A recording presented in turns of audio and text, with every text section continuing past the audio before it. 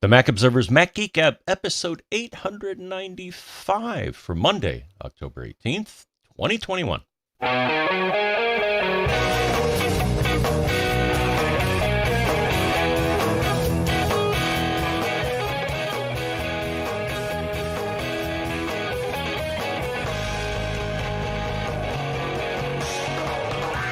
Greetings, folks, and welcome to the Mac Observer's Mac Geek Gab, the show where you send in your tips, your questions, your cool stuff found. We mash them all together. We string them into an agenda.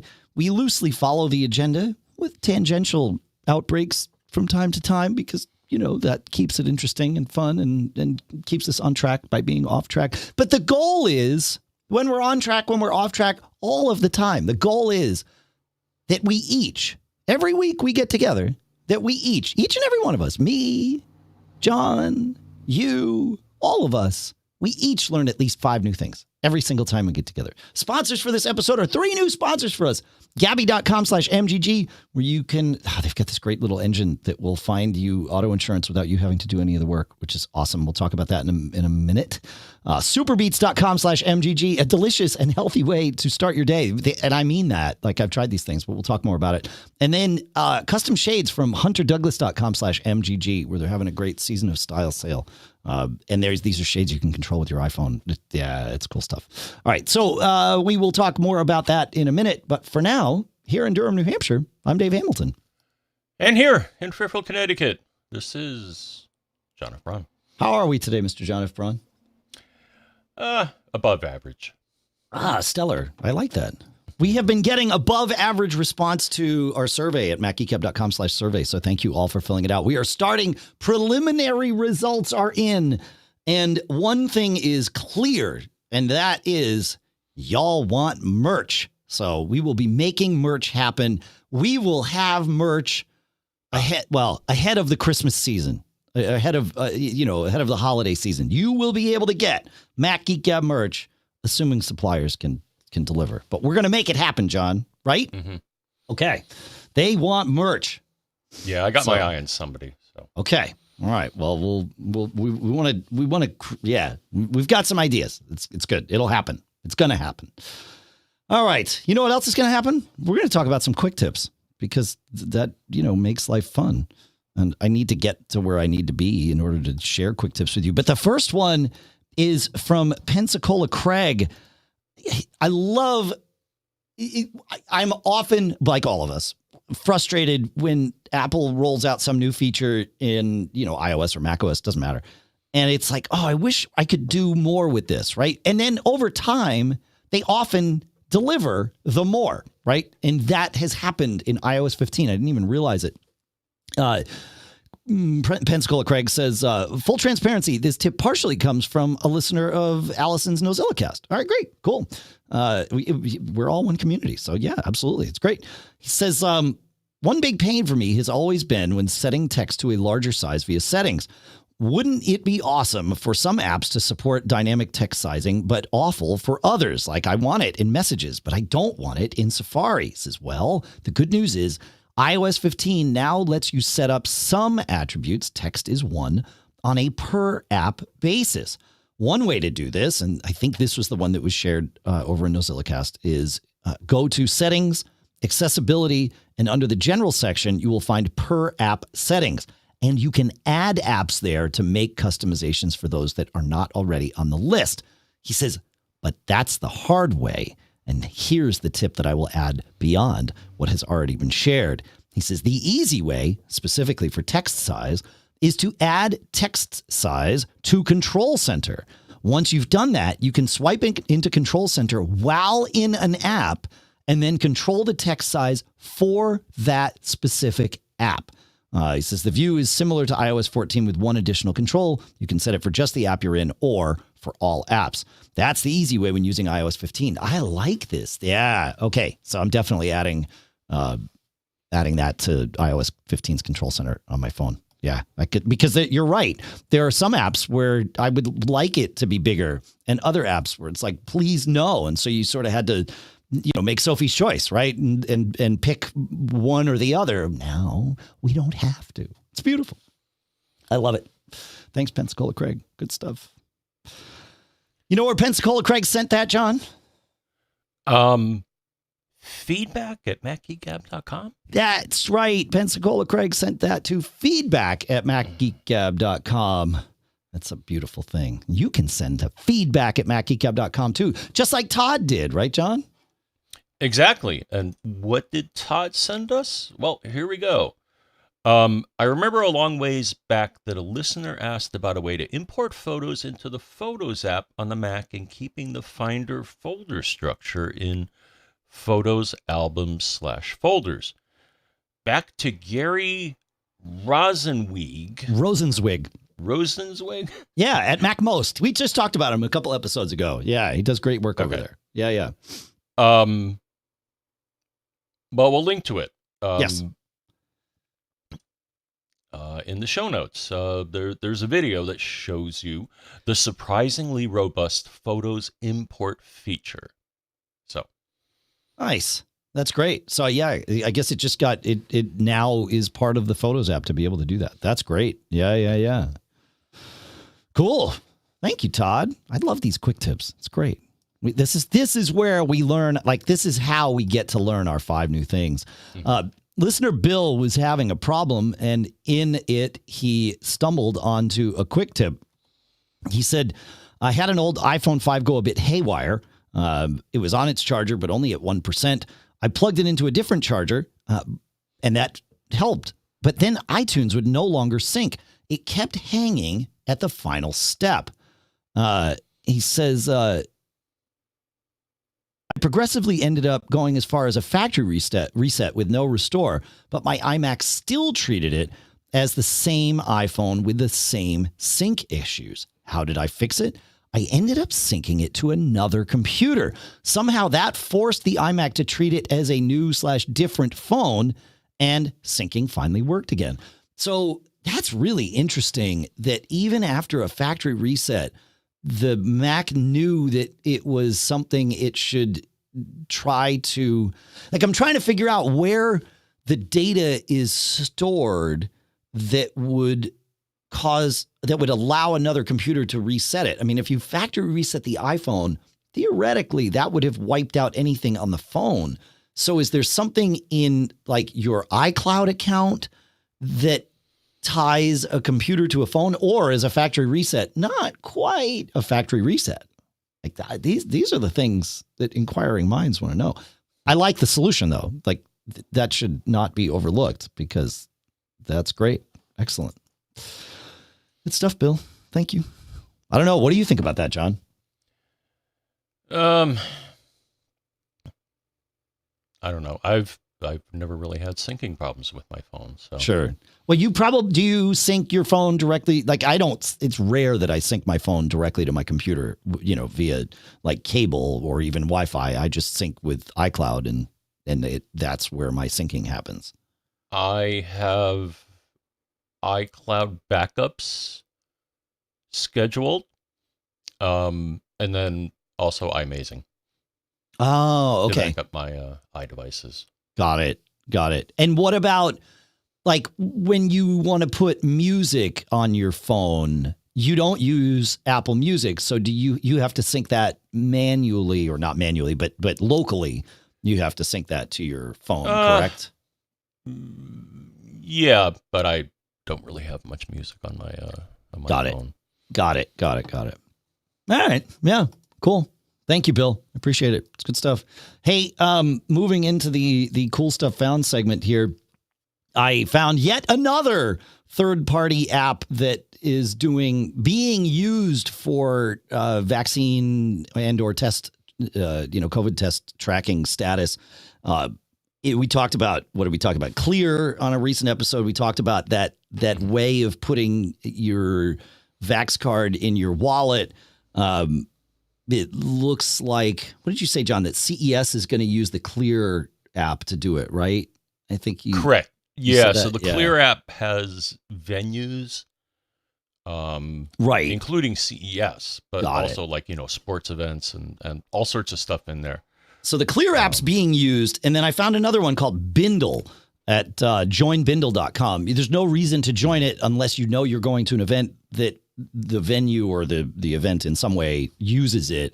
But there's 2 theaters at least near us here, and we went to one the other night to see a friend of mine plays in this tribute band called Foreigner's Journey, and we went to see that the other night. And the venue was like, you can bring your proof, you can even bring a picture of your proof on the phone, but it's way faster if you do it all in the Bindle app, and then all you have to do is show us the screen of your phone, and it shows like a green check, and there's like moving things, kind of like.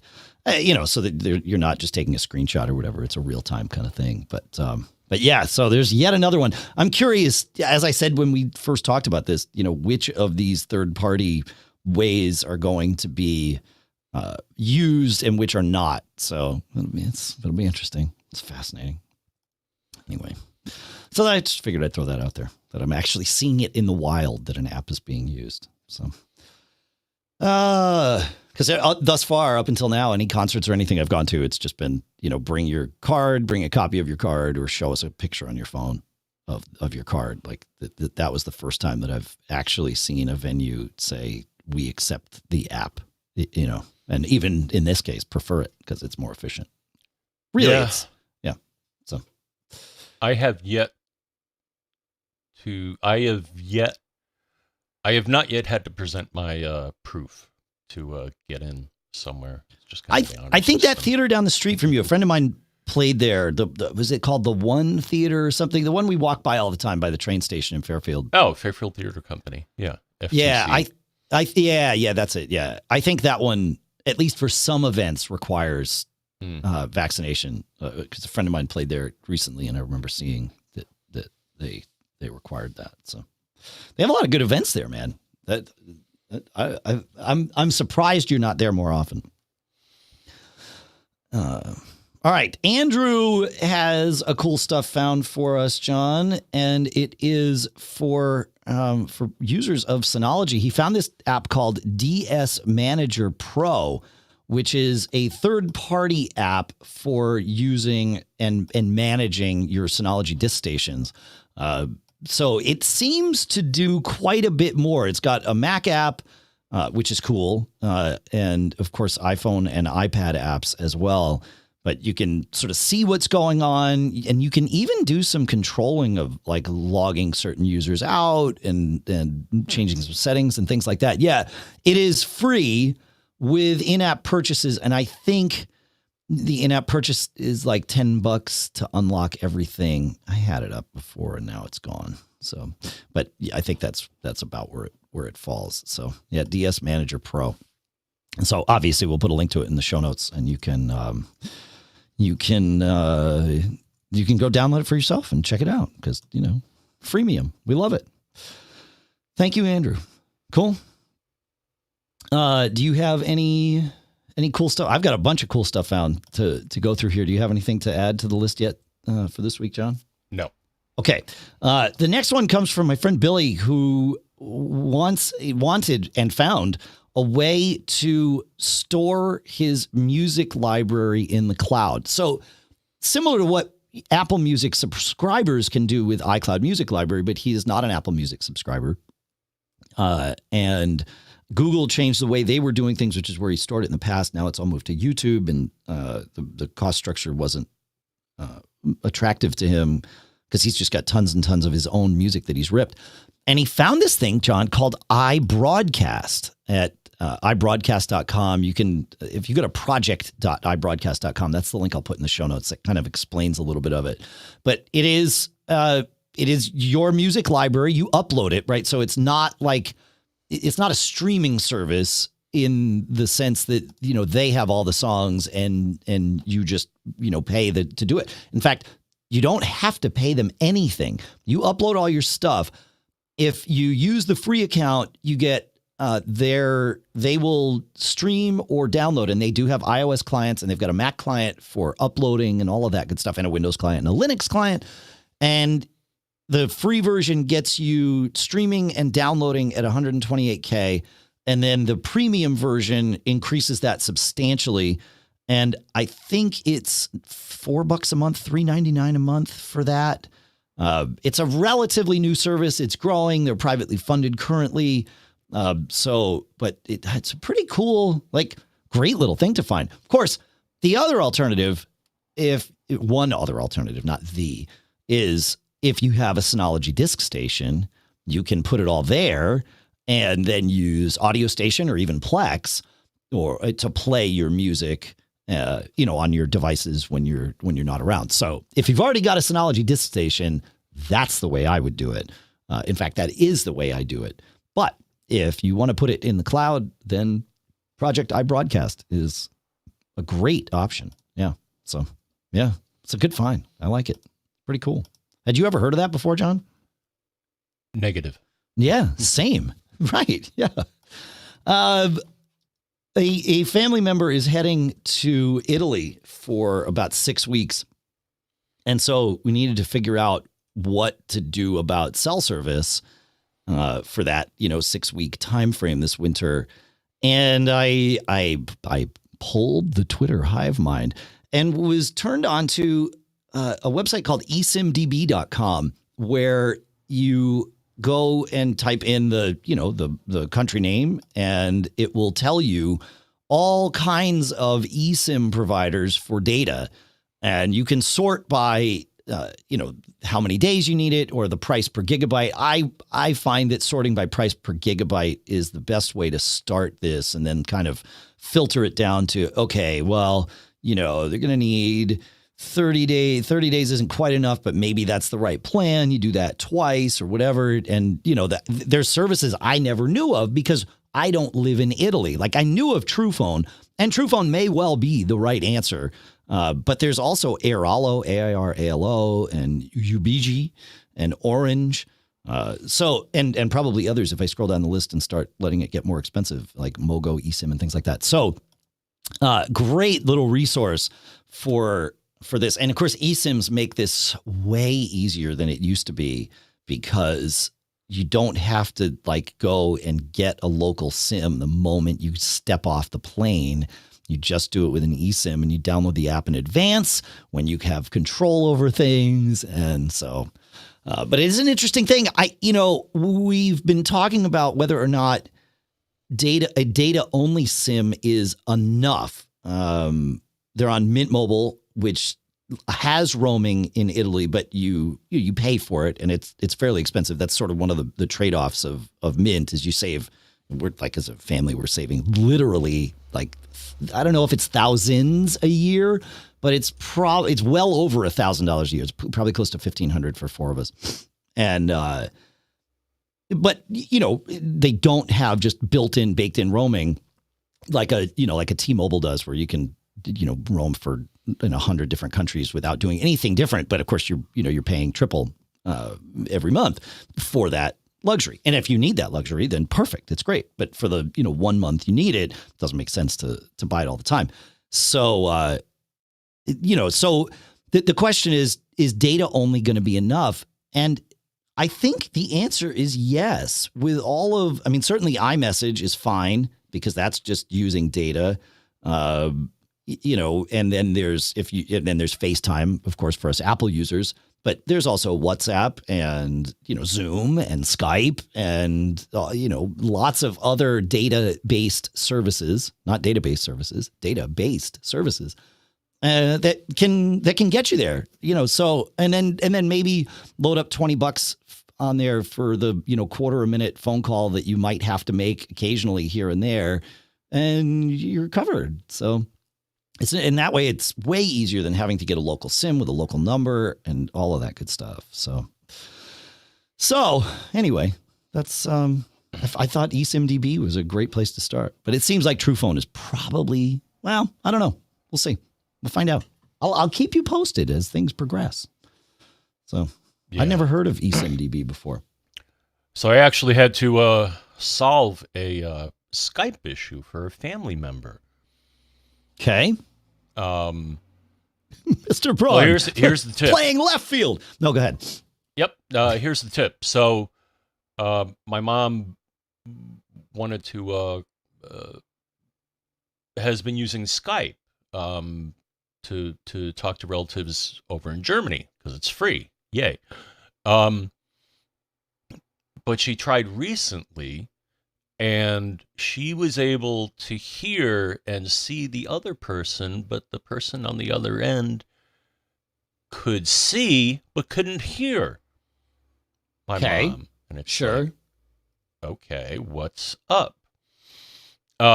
Here's what I eventually figured out. So first off, I'm like, okay, well, update your version of Skype. I think she had an old one. Sure. Here was the problem. Until she upgraded to the latest version of Skype on the Mac, all of a sudden it said, oh yeah, by the way, I want permission to access the microphone. Apparently the older version of Skype didn't know about this. Makes sense. But the newer version did.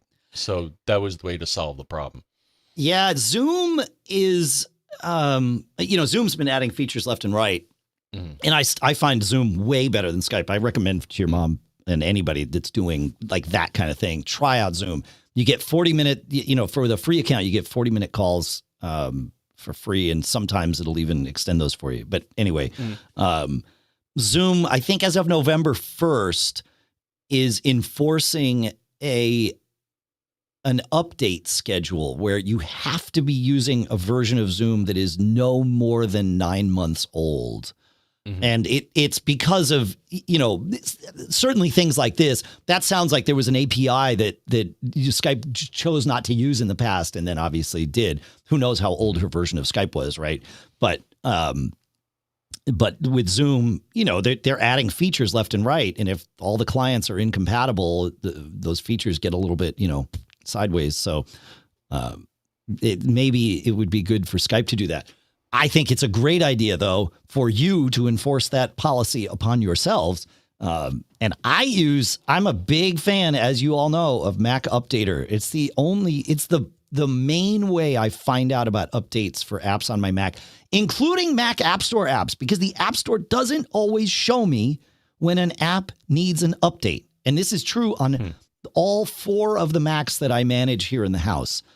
It is routine. At least once, maybe even twice a week, there will be an update to a Mac App Store app that if I go to the updates, little whatever section tab, whatever you want to call it in Mac App Store, it's not there. It'll say you have no updates. And then I click from Mac Updater and it brings me to the page in the Mac App Store for that app. And there's the little update icon. It's like, when were you going to tell me about this? So Mac Updater is a great thing. And I think it's like $10 or something. So highly recommended. I'm a big fan because it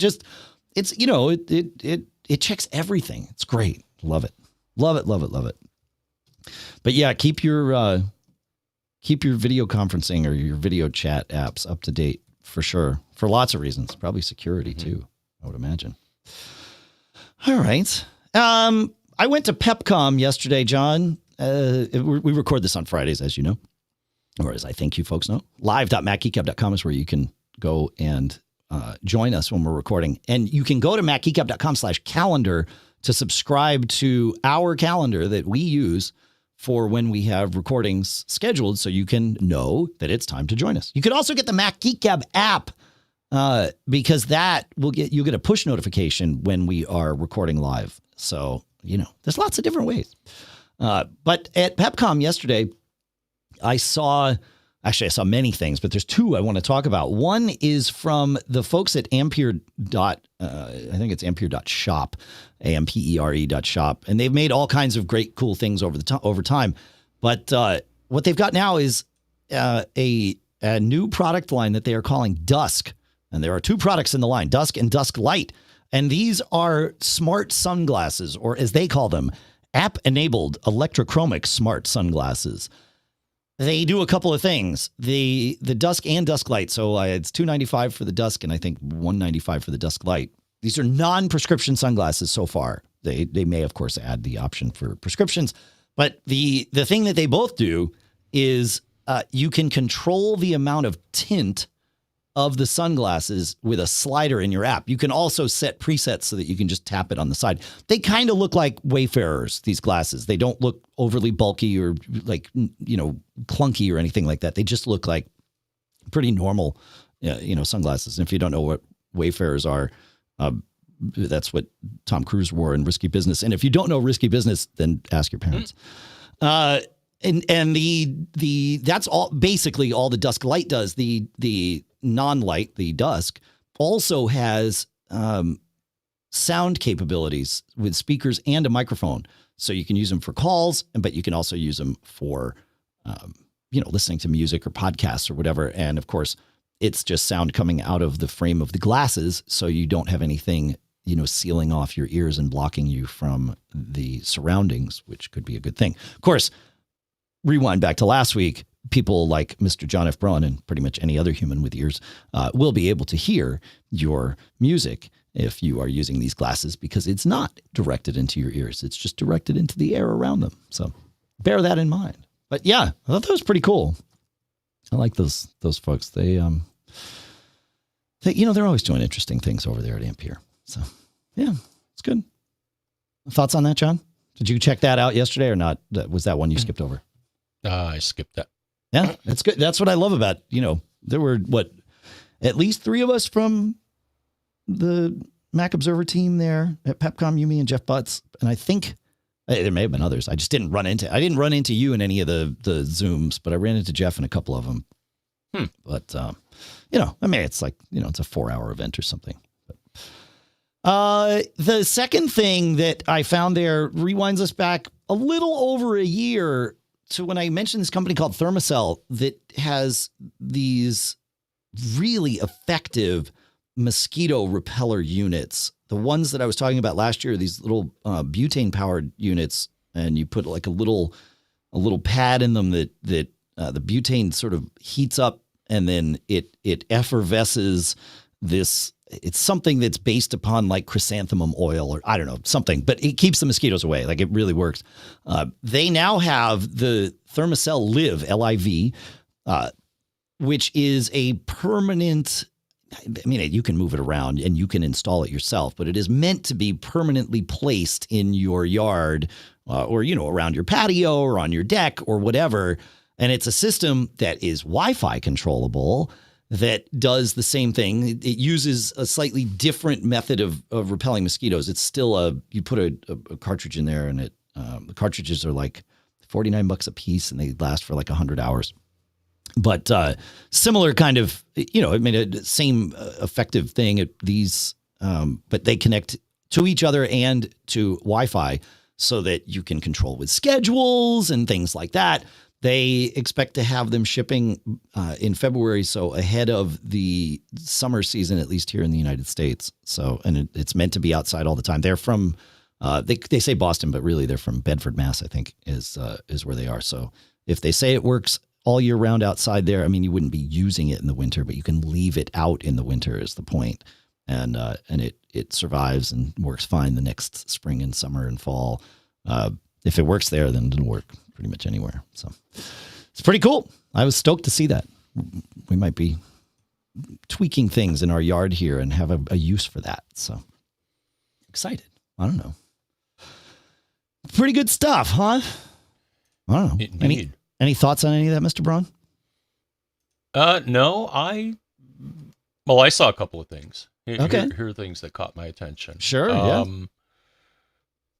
Excuse me. So the first is from Verizon. It's the Verizon Stream TV. Okay. So it's a media streaming box. Oh, okay. So like an Apple TV or a Roku box or a Fire Stick or something like that. Exactly. Got it. Oh, okay. Yeah, I saw that. It looks like it's based on the Android TV platform, kind of like the TiVo Stream. Right, in the specs here, yeah. So stream your favorite shows and movies with Android TV, Chromecast built in, 4K UHD, voice remote with Google Assistant. So, yep, that's cool. So they're throwing their hat in the ring. Yeah, they're throwing their hat in the ring, and it's 4K Ultra HD, right? And what's the price on it? $70. Okay, all right. Actually, it says when I went to their website, it says $60, but it says it was 70, and my pricing reflects a 14% savings, which I have no idea why. I'm not a Verizon customer and I'm not logged in. So But yeah, that's cool. All right, cool. And then here, let me link to this. Kidde was showing a combo networkable carbon monoxide and smoke alarm. So that's kind of neat.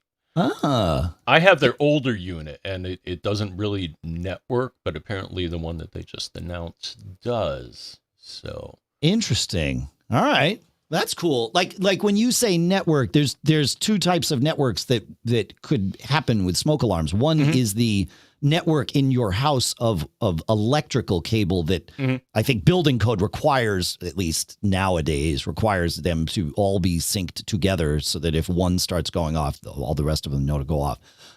When they say networked in this regard, is it that type of network only, or is it like Wi-Fi, like a Nest Protect or something? Okay. Ah, cool. Both, yeah, and both, right. So I know what you're talking about. Yeah, my it's weird because in my house, my upstairs smoke alarms are networked, in that when one goes off, they'll all go off. Yep. But not the downstairs. I have a guess as to why. Well, when your house was built, similar to when my house was built, I guarantee you, there was no. I mean, my house is 50 years old, and your house is, I think, almost double that, right? But the building code did not require smoke detectors to be networked. However, if you do any renovations, then you have to apply for a building permit and then get a certificate of occupancy, and those things require you to be up to snuff. So my guess is that the upstairs of your house was either turned from an attic into what you have, or remodeled in some significant way at some point prior to you owning it, and they had to network the smoke detectors in order to get that CO from the building inspector. That would be my guess. I don't know. And I say that based firmly on experience. So yeah, it's always an interesting thing.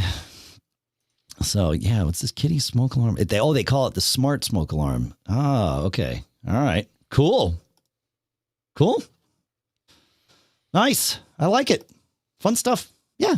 This is the time of year when all these fun things happen. It's great. We're supposed to have a PepCom in person in a couple of weeks, which I think I'm going to be able to make work to get there. It's like conflicts with like 4 other events that are happening. So, okay. Yeah, I might have to, I think I have to go down the night before and just stay in New York so that I can go to this like podcast industry event remotely during the day and from a hotel room, and then go to, PepCom, because I wouldn't have time between that to get down to New York. So yeah, it's sort of the plan. I think I just got to decide if it's worth the hassle of going through all that to do it. But so anyway, folks, we are having this will come out on Monday, so you'll probably already have seen that we're doing a second show this week, because I assume, are you available to do that second show on Monday? I hadn't asked you. The 18th after Apple's event. Cool. So we're doing it. There it is. You heard it here first. We will be doing a show after Apple's Unleashed event. There's an interesting thing about this, John. Two interesting things. One is that it's on a Monday, which has never happened hasn't happened in a long while. But I think it's because Google's having an event on Tuesday, right? So they needed to kind of do their thing. The other interesting part is that I got invited on the press list for this one. Now, that doesn't change anything for me. We all watch the same stream.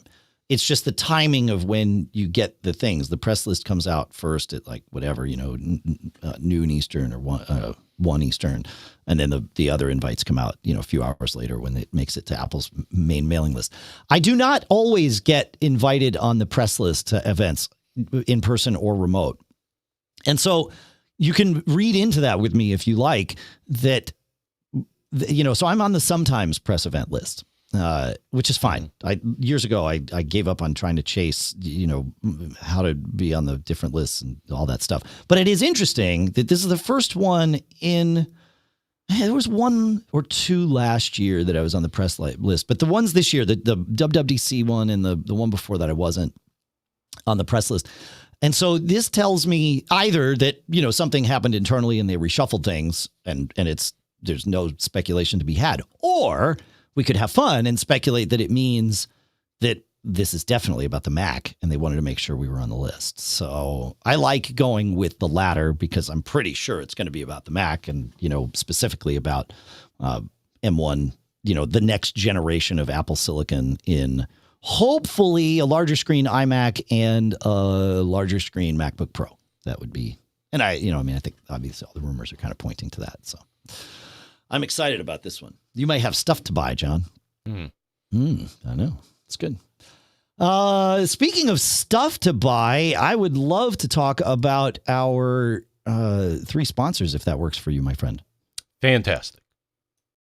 All right. Hey, who doesn't love to live well, right? To be perfectly at ease, in comfort, and in style? We all do. And our sponsor, Hunter Douglas, can help you do just that with their innovative window shade designs with gorgeous fabrics and control systems that you can use like with your phone and stuff so that they can be scheduled to automatically adjust to their optimal position throughout the day.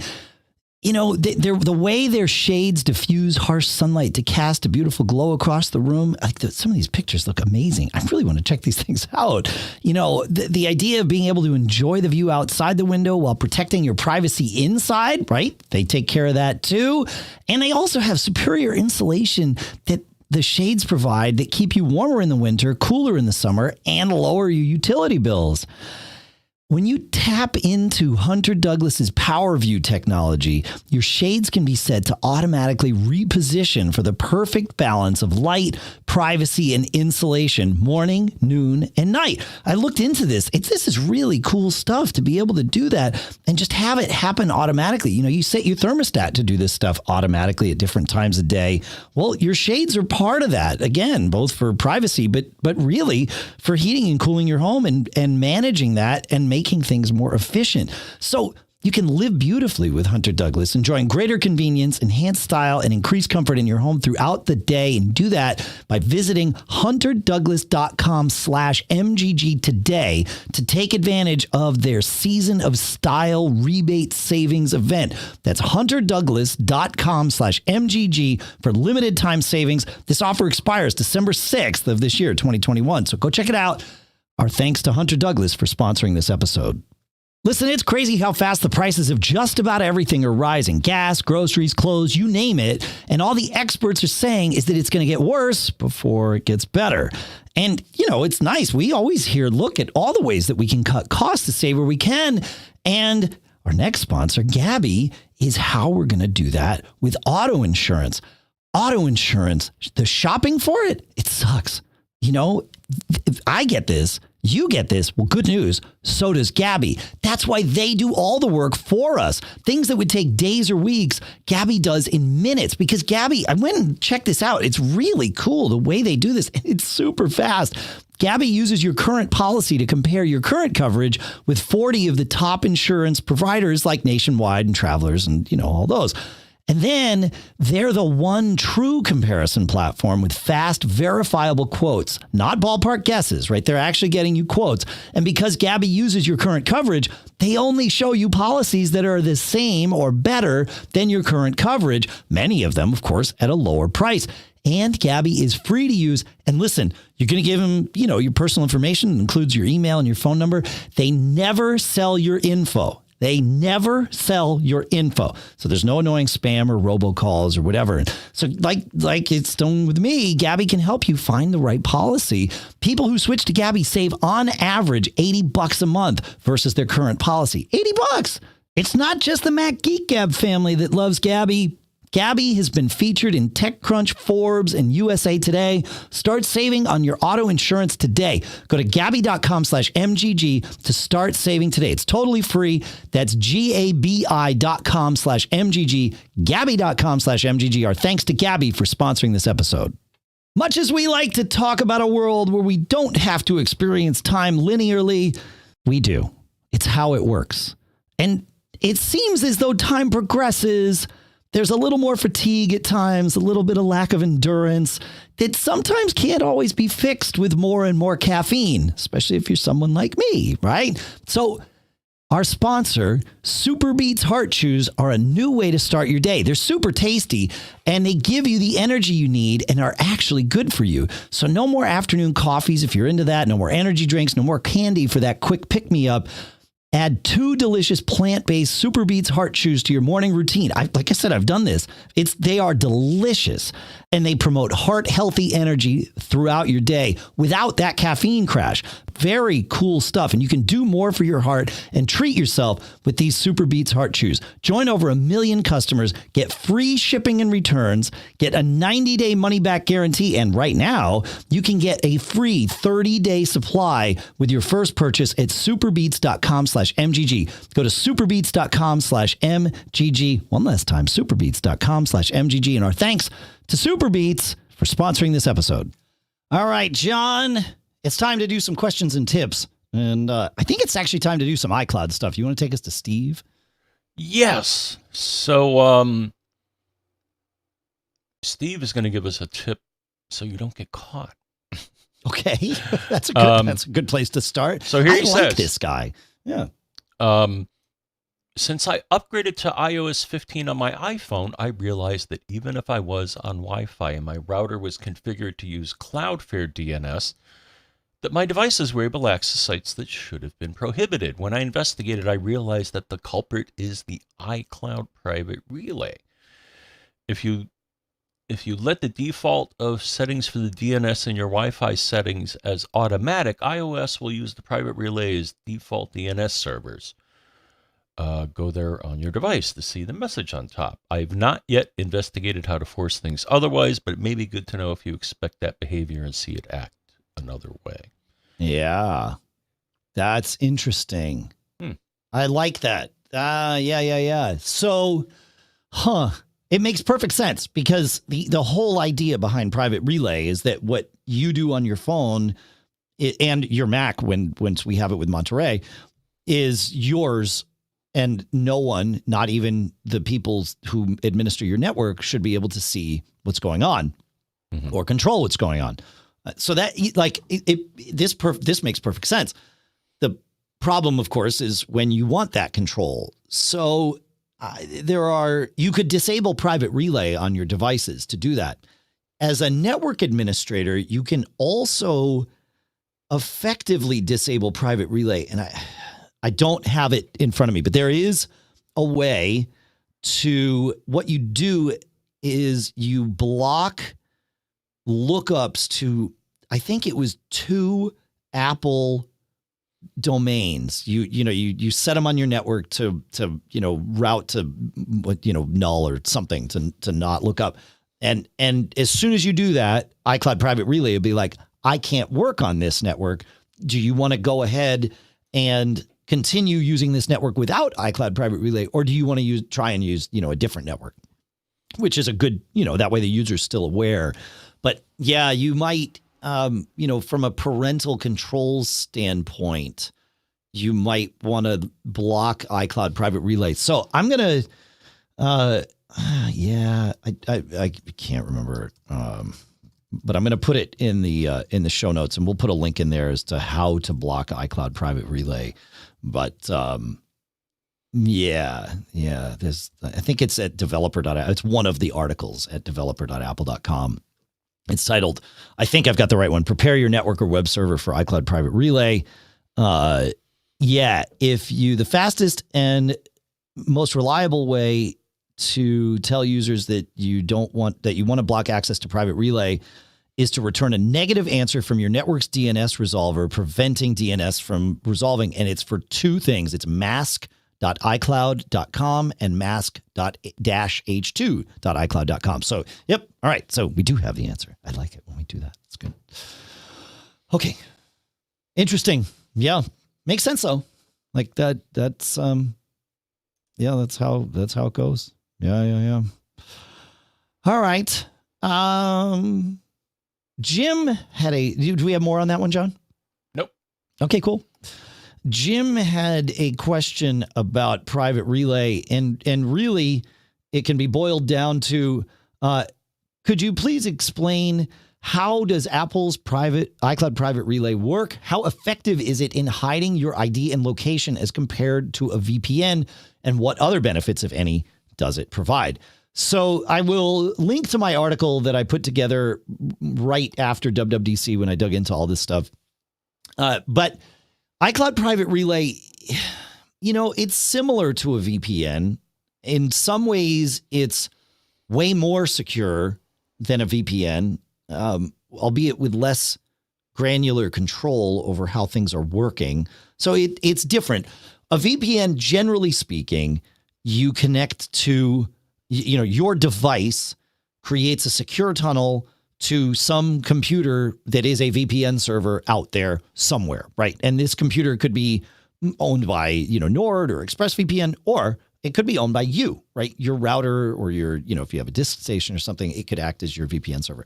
So it creates a secure tunnel to that computer. And then that computer is the one that goes out. So if you were on a VPN and you visited, www.macobserver.com, you would actually connect to the VPN server. The VPN server would connect to www.macobserver.com, and then it sits in the middle and passes this traffic back and forth. And MacObserver only sees the requests coming from the VPN, not from wherever you actually are. But the VPN server could know or does know who you are or where you are, your IP. It knows some things about you, and depending on how it's set up, it could know more or less. But it certainly knows some things about you in that moment, and it also knows what you're visiting in that moment. So there is the potential for some sort of attack if that were compromised, right? And lots of VPN providers go out of their way to make sure that they aren't logging any of that data, so there's no place to go get it after the fact, which is great. In fact, most paid VPN providers do. The free ones tend to gather that information so that they can sell it and make some money. With Apple's Private Relay, there is there is another device put in. I don't know if we call it a second or third device, but you connect to Apple. Your device connects to Apple. Apple's server connects to some other server, and then that other server is the thing that would, in this instance, or in this example, connect to macobserver.com. And Apple doesn't, your request is encrypted up to the server that's going to then go connect to apple.com. So Apple doesn't, to macobserver.com, I'm sorry. So Apple passes that along, but in an encrypted way that they cannot see. So they know who you are, but they don't know where you're visiting. And then the server that's doing the visiting on your behalf knows where you're visiting, but doesn't know who or where you are. So there's this split of available information that truly makes it impossible to do that. But it is still this secure tunnel, just like a VPN. And so, yes, in that sense, it acts like a VPN, and it makes total sense what, listener Steve, what you just explained, John, where Steve was seeing DNS queries, being resolved by a different DNS server. And it's like, yeah, of course, So hopefully that explains how iCloud Private Relay works. And you can turn it off on a per network basis, which is, certainly a thing you may choose to do, maybe on your home network, or of course, as if a corporate network blocks it. And I've seen some networks block it already. Have you seen any, John? I think the network at the university here blocks it. So. But I mean, it makes sense. Like, they need to be able to control what's happening with their network. And, you are a guest on their network. If you don't like it, don't use it. It's really simple. So, yeah. So, cool. Any more on that one, John? Nope. Okay. All right. Who's next here? Is Everett next? Are we going to, you want to read Everett, or shall I play Everett? Yeah, he gave us the audio. Well, let's use it. I'm with you. Hello, John, Dave, and hopefully Pilot Pete.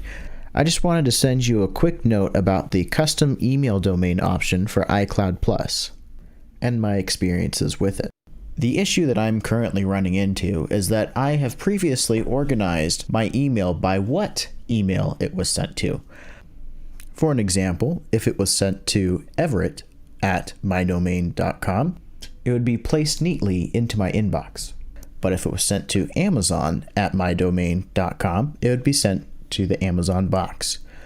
And so on and so forth with many different retailers, as well as uses. So examples like ads at .com would go directly to my spam folder. So you can probably imagine my dismay when I found out that iCloud Plus only allows for 3 aliases per user per domain, as well as a maximum of 5 domains, and no way to expand upon that. So unfortunately, iCloud Plus's custom domain support does not allow me to cancel my Microsoft 365 subscription. So thank you for allowing me to rant, and have a great rest of the show. Yeah. Huh.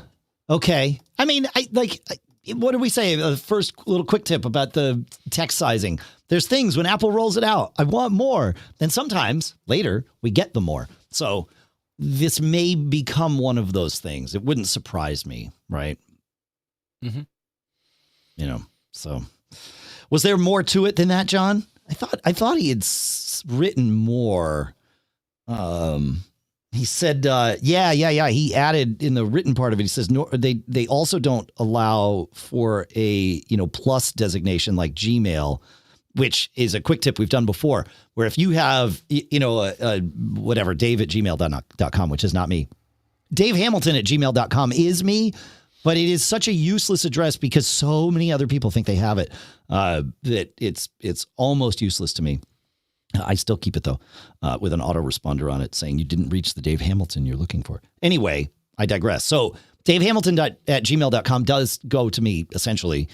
Dave Hamilton plus Mac Geek Gab at gmail.com also goes to me, right? So it's this on the fly, and it could be Dave Hamilton plus blah, blah, blah at gmail.com also goes to me. That, like, Gmail allows you to do that on the fly so that you can create essentially custom inbound addresses for yourself to do the kind of compartmentalization that Everett was telling us about.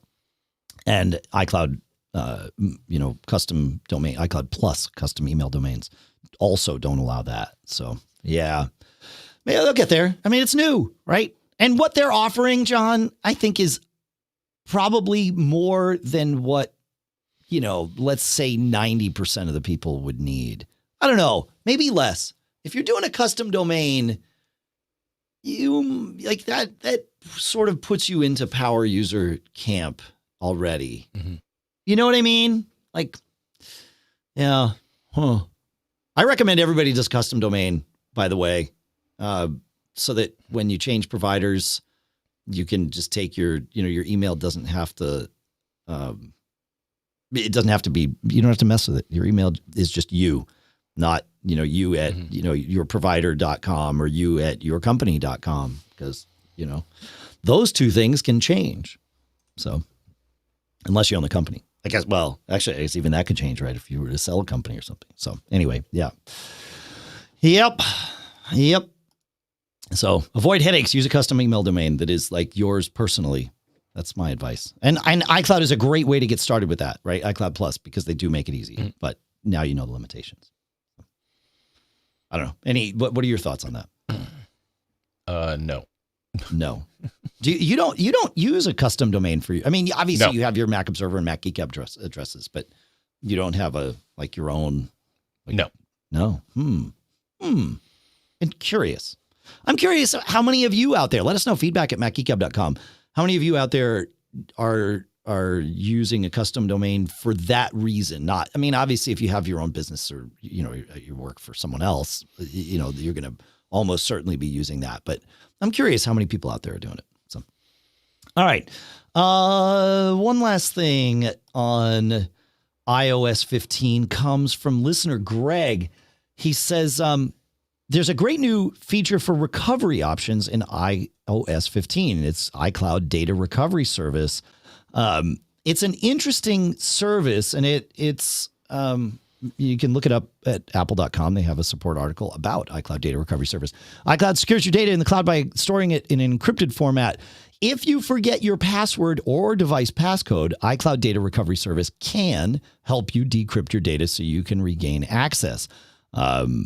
they talk about a few of the different ways that you can do this. And they talk about some things like keychain, health data, and a few others that use end-to-end encryption that is not able to be decrypted via the iCloud data recovery service because only you can access that. However, they say to make sure that you can recover all of your data, you can also set up an account recovery contact or use a recovery key. Either of these methods will give you additional ways to recover your data, including that which is end-to-end encrypted. But of course, as we all know, if you lose the key, well, then you have a problem. So Greg asks, he says, I know I can store the recovery key in 1Password, but if I get locked out of my devices, then I may not be able to get at the recovery key. Also, I can store the key in a text document and make sure an encrypted sparse disk on the Mac and make an encrypted sparse disk on the Mac and store it there. But the message shows the message that it shows before enabling that gives me pause. It says, are you sure you want to create a recovery key? If you lose your recovery key and can't access your devices, Apple won't be able to help you regain access to your account or your data. To your account or your data. Seems like, from Greg, he says, it's better to add a recovery contact instead. I'd be interested in your thoughts. Yeah. As I was going through it, I had that sort of thought of beware the recovery key, because once you enable that, it's the only way you can get your data back. And if you lose the key, curtains, right? And so it's the trade-off, right, between convenience and security. Recovery contact seems better, but what happens if you lose access to them, or you have a falling out with them? Then what happens, right? I mean, like there is no one answer to these things. It's just one of those things like we often do here on the show. It's like, okay, eyes wide open, make the decision and know what you've made. I think I'm pretty comfortable with recovery keys. I have a lot of things that require me to use recovery keys. And I do. I store them in 1Password. And then for some of them, I store them elsewhere, and I will leave it at that to keep things obscure. And I also store my 1Password password elsewhere so that I can get into that. And so that my family, if something were to happen to me, could get into that. One thing that I've heard recommended is if you have a 1Password shared family account, is for everyone to store their 1Password password in a shared family vault. Obviously, that requires trusting the family that you're sharing this with, because they have access not just after something happens to you, but also at any time they could they could decrypt your 1Password data. But as long as you're okay with that, it makes life way easier, because you can, if you need to get into someone's vault, you can just get in as long as you're one of the four. So obviously everybody's got to protect that data, and you need to have some trust there. But if that works for you, that's a super easy way to sort of do an end around on all of this, including Apple's recovery key. So I haven't set up a recovery key yet, John, but I probably will. Have you? No. All right. Okay. Will you? Maybe. Well, I mean, what are your thoughts on it? I haven't really looked into it. Well, I mean, we just talked about it. After this, what leads you towards maybe or not maybe? Like, what are the thoughts that are swimming? Not many. Not, yeah. All right. What do you have thoughts on next, my friend? You want to. So in the last episode, we asked a question, and many, many, many of you came to our rescue. Joel, Dan, Bill, Jeremy, Dale, Tim, Mike, and, as John is about to share, Stephen. Or Stefan. Stephen. Oh, it could be Stefan. Yeah, no, you might be right. Yeah. Fair. And thank you, everyone. So, I just listened to episode 894 where listener Mark asked how to enter something in Excel that looks like a time, such as 12:34, without having Excel automatically change the cell to a date time format. There's actually a way to tell Excel not to mess with what you enter into a cell, the way you do that is by starting the entry with a apostrophe or single quote, I think, right?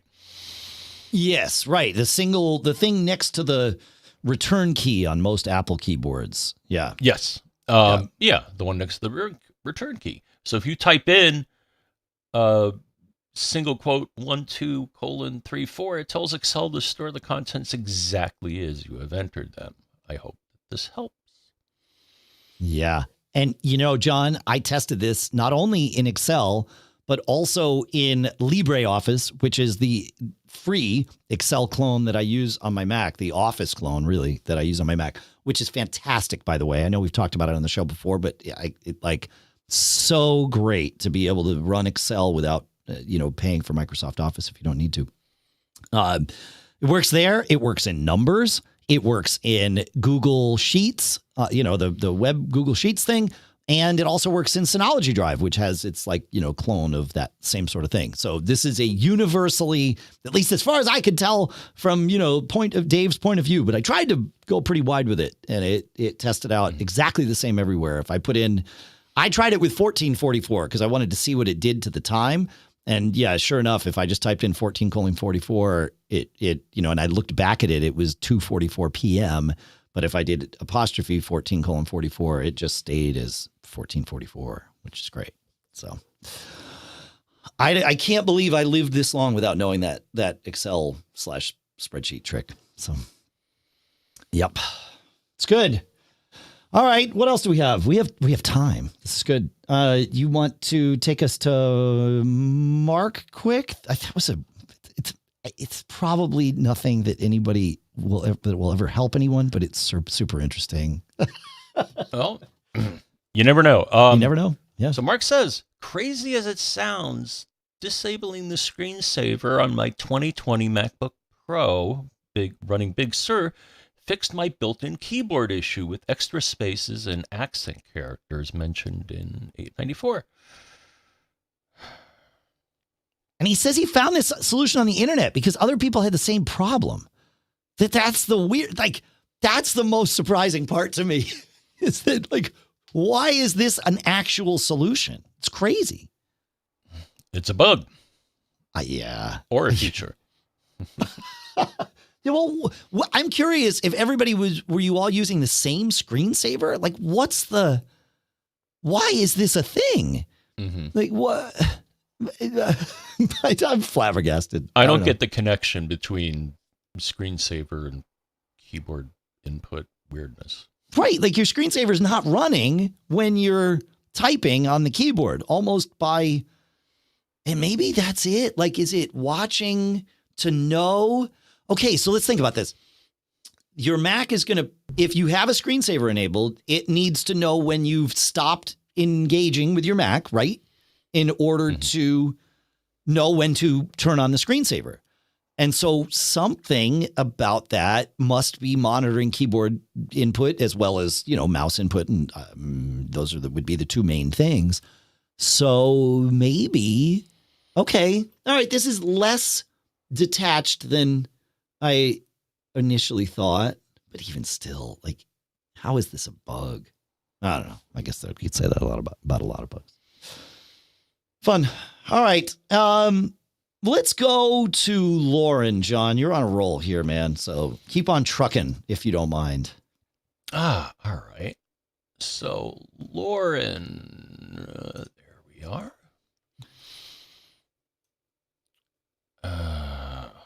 Hold on.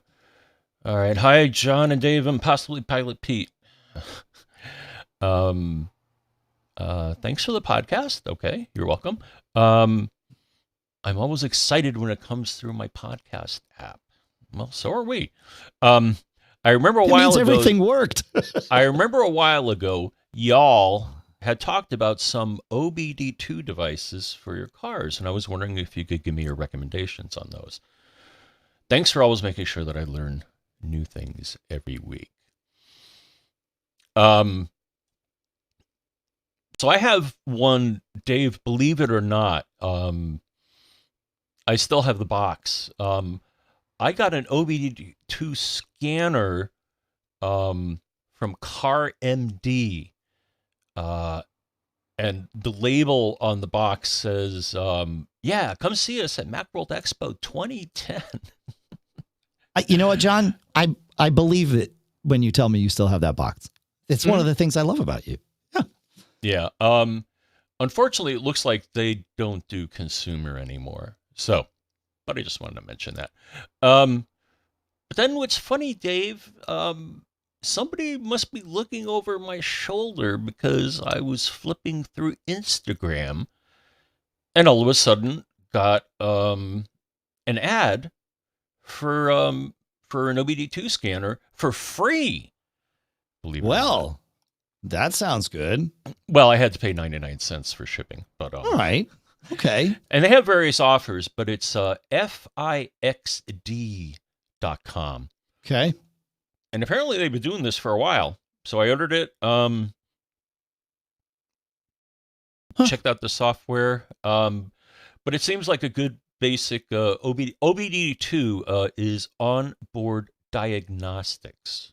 Just if you're wondering what that stands for. Right. So this is like a Bluetoothable little dongle that you plug into your car's OBD-II port. Sorry. And then you have like an app on your phone or something that you use to. Yeah, exactly. Yeah. Okay. So yeah, and so similar to what CarMD did years and years ago. All right. Yeah, and so what and it's kind of neat. So there's a serial number on the device itself, and when you run the app, it's like, yeah, show me the device, and it then reads the serial number, and then you get a link between the two. So that was kind of neat. So that's one that looks affordable. I'm not sure exactly how you'd get the free deal, but it looks like it costs about $20. So okay. It doesn't break the bank. Right. Then I got another ad, Dave.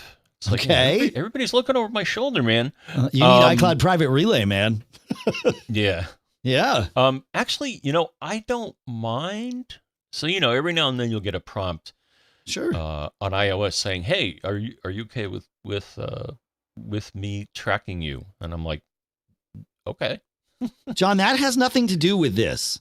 We've had this conversation before, and I want to make sure people. I want to help you too, because I want to make sure people aren't misunderstanding this. Okay. When iOS asks you, like when you go in on your phone and go to settings, privacy, tracking, and you have the thing that says allow apps to request to track, what they are asking is for that app to be able to track your activity in other apps and websites. So like the things that show up on Instagram are because your IP address was used to do a search, and then they just match that to your IP and off they go. But this gets a whole lot creepier. Like, it's not, this is things that go well beyond the scope of that app. Right. So I would be very cautious about allowing things. The example that we used the last time that you brought this up was Redbox, where you said, I want Redbox to be able to track me so that it knows when I'm near a Redbox. That's not this. That's location tracking. And it's very different than allowing Redbox to see what you're doing when you're on Facebook or what you're doing when you're in your email app or right. Like that's the, in my opinion, overreaching thing that Apple is very much helping us to protect against. So I just wanted to make sure people weren't misunderstanding what this is. I have found no apps where turning on the tracking or turning off the tracking limits my experience in the app. Apps can have full functionality for their own realm without being able to see what I'm doing in other apps. I have it off for all of them. I have it set to ask me because I'm always curious which apps are going to ask to do it. And, like an app like ParkWiz, why does ParkWiz need to track me in other apps? There's no benefit to me for that. There might be a benefit to someone for that, but it ain't me. So, yeah. Yeah. So just be aware. I'd like to make, because I know it's a confusing thing, and I'd like to make sure people understand. So anyway, thank you. You're welcome. Yeah. And then I did some more surfing, Dave, and then I found another one that does something that I had never heard of, called car coding. Okay. And the device, so it's an OBD device, OBD-II reader, but it also lets you access hidden features in your car. Oh. mycarly.com is the device. And, all of a sudden I realized, so I've noticed around town, Jeeps driving around, and they have LEDs on the front, and the color wasn't yellow. It was like blue or red. And I'm like, how did they do that? I think this is how they do that. Oh, interesting. Okay. So you can kind of hack your vehicle with this one. Oh, that's interesting. Oh, okay. All right. I like this. Huh. Take back control over your car. Look at that. Interesting. Okay, so you put in the brand of your car, and then it starts to, narrow down to what you can do, and this is fascinating. All right, this is great. I'm going to put that over here so I save it and we don't lose it. It seems like there's something in the air, because Chris Parker posted on Facebook. He was an Apple engineer for a while. I don't know what he's doing right now. But anyway, he posted on Facebook asking what's the best, OBD gadget for reading codes and that sort of thing. And as you might imagine, a former software engineer at Apple has some good geeky friends. And so there were lots of things suggested. I put these two in the thread, John, now so that they are there. But there were three. One is how much is that myCarly thing? Do you know? Was that made clear? I'm looking at prices. Oh, you got to pick your car first and see prices. Come on. Yeah, okay. So somewhere $80 or so, somewhere between 80 and 130, depending on what features you get and want. Okay, great. Mm-hmm. So just a level set for everybody. One that was mentioned is called the Blue Driver, which is available on Amazon for $120. And this is one that folks seem to like. It lets you get more, deeper than a lot of the sort of, more general scanners will do. There was also the Autel, AUTEL AutoLink AL319, which does not use your phone. It is its own standalone, plug it in. It has a little, it's got a cable that goes from the OBD-II plug to this little unit. It's about the size of, like a voltmeter or something. And it kind of has that look to it too. And you can see and reset the codes and things like that, which can be super handy. Being able to reset those codes if you have an engine fault you got to hopefully know a little bit about what you're doing, but it can be the thing that sort of gets you back on the road, at least temporarily. And then one called ScanGauge, which is a dashboard-based OBD-II device that shows you all kinds of things in real time and sort of more permanently on your dash. So it's built for installation in your car and uses OBD-II as its sort of path in and out. So yeah, lots of these things. I'm not sure that one I don't have a price on. The Autel AutoLink, the sort of standalone one, is like $30. So, there you go. This one is the ScanGauge ranges from 170 to 240, which makes sense. I mean, it's got its own little screen and, it affixes permanently in your dash and that sort of thing. So yeah. Yes. Fun. Sadly, my vehicle does not have OBD-II. Well, it sounds like it's time to get a new vehicle so that you can test these things for the show, John. That sounds like a tax write-off to me, man. Hey, there you go. You check with your CPA, of course. As I am not one. I prove that regularly. Could be.